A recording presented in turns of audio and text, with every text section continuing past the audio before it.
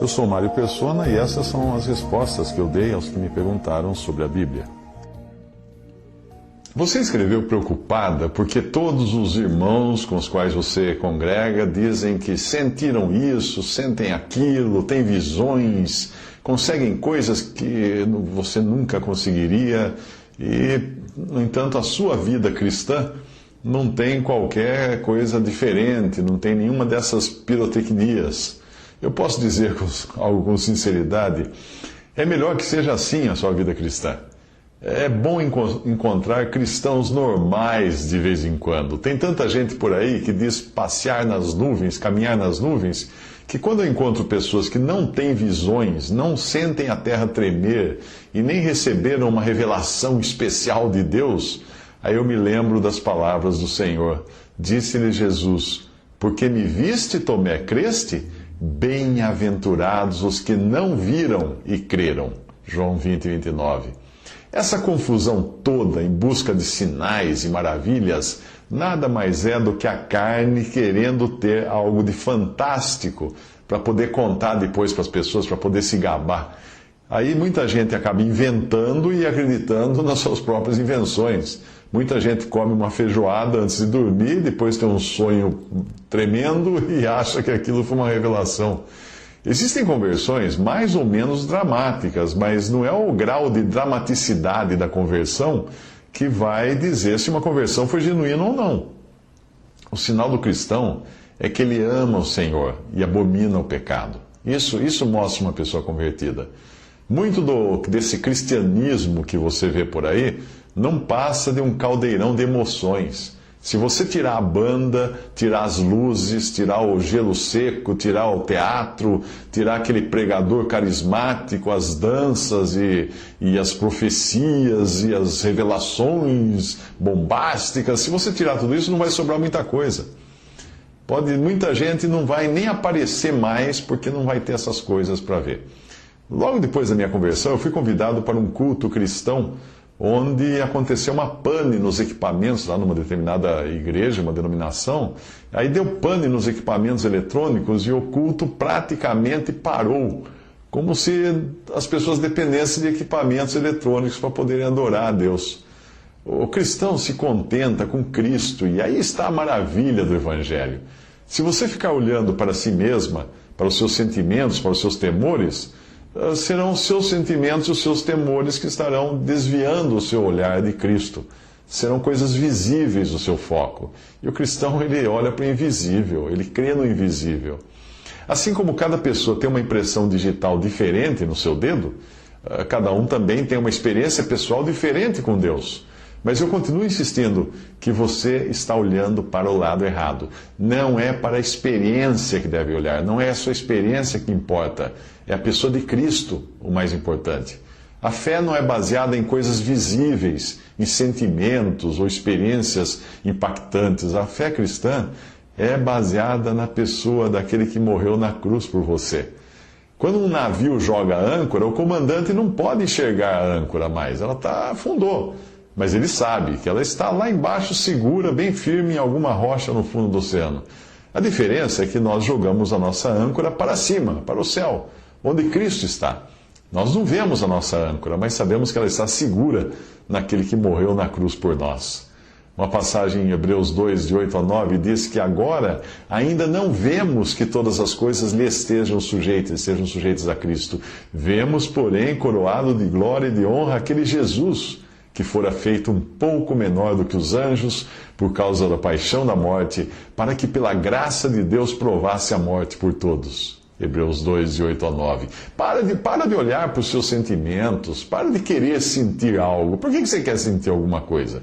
Fique longe desses cristãos que vivem se vangloriando de estarem vendo anjos, carruagens celestiais ou até chamas infernais.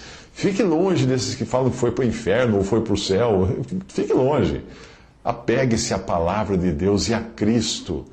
Muito do que você vê hoje no mundo evangélico é exatamente o que o catolicismo faz há séculos com esses seus cultos a santos milagrosos. Lembre-se de que sempre tem alguém que viu a Santa Fulana, a Nossa Senhora não sei das quantas, existem relíquias, histórias de êxtase, etc., no catolicismo romano. Esse neopentecostalismo simplesmente importou todas essas superstições com outros nomes e outras roupagens, mas é a mesma coisa. Tem muito cristão sincero por aí que se sente inferiorizado só porque não teve alguma experiência mística. Mas a nossa fé não é baseada em experiências místicas. Porque experiências místicas você consegue até com drogas, alucinógenos. A nossa certeza, a nossa fé está na certeza de que Cristo pagou os nossos pecados na cruz. Sobre essa cobrança das pessoas com as quais você se congrega, querendo saber se você experimentou algo dramático, eu sinto dizer que você está sendo mal instruída na verdade, que é Cristo e não nossos sentimentos. Pare de olhar para os seus sentimentos ou pare de querer sentir algo. Fique longe de cristãos que vivem se vangloriando de estarem enxergando anjos. Apegue-se à palavra de Deus, apegue-se a Cristo. Muito do que você vê no mundo evangélico hoje é exatamente aquilo que o catolicismo fez há séculos atrás. Sobre experimentar algo, eu sinto dizer que você está sendo, portanto, mal instruído. Agora, a outra questão que você tinha dúvida era o dízimo.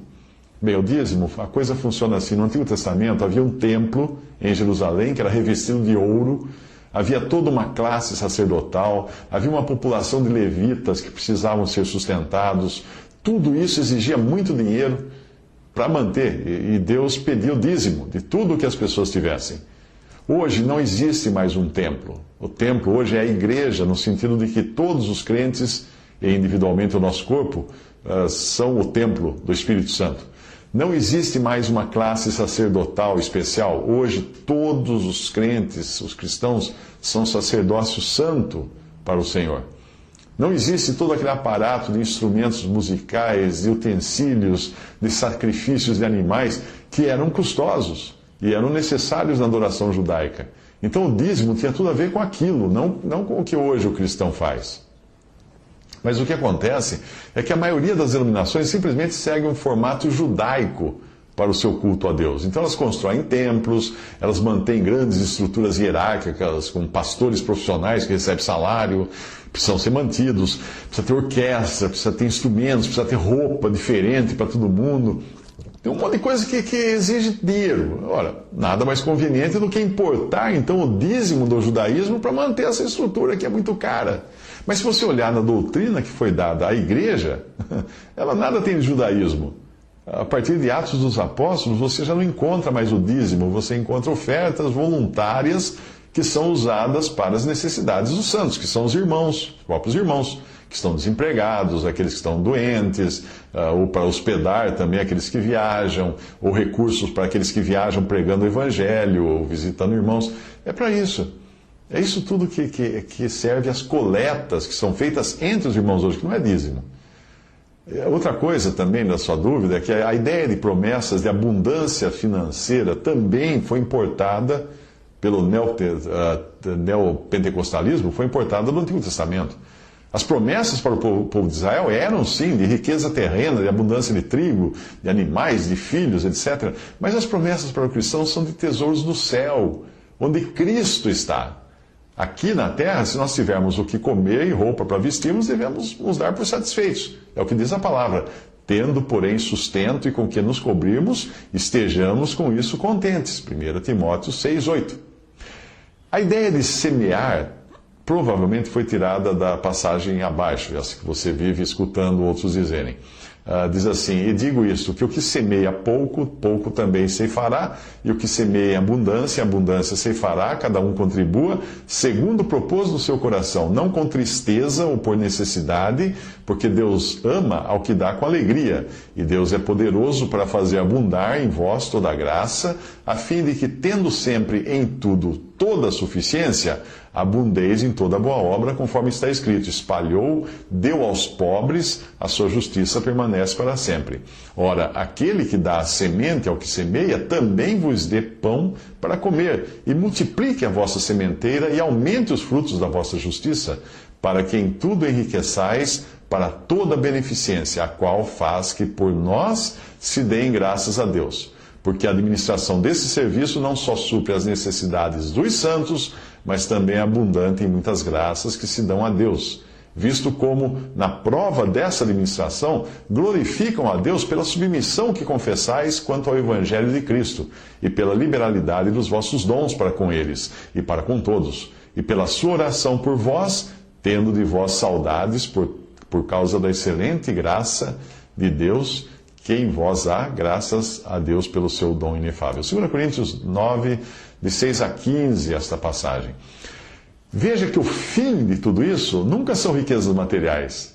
O objetivo não é que deixar todo mundo rico, não. É fazer abundar em vós toda a graça, abundeis em toda boa obra, Deus deu aos pobres, enriqueçais para toda a beneficência, ou seja, para compartilhar, supre as necessidades dos santos, suprir. Veja que o que Deus nos dá, e a abundância que é prometida aí no caso da sementeira, tem um destino, que é para gerar glórias para Deus por meio de auxílio aos que estão necessitados. Todo o contexto fala dos pobres que havia entre os cristãos. Não fala de se manter uma organização religiosa. Tudo que coloca o foco em nós, em nossas experiências e sentimentos, em nossa riqueza, nossa prosperidade, tira o foco de Cristo. E é com Cristo que você deve se ocupar.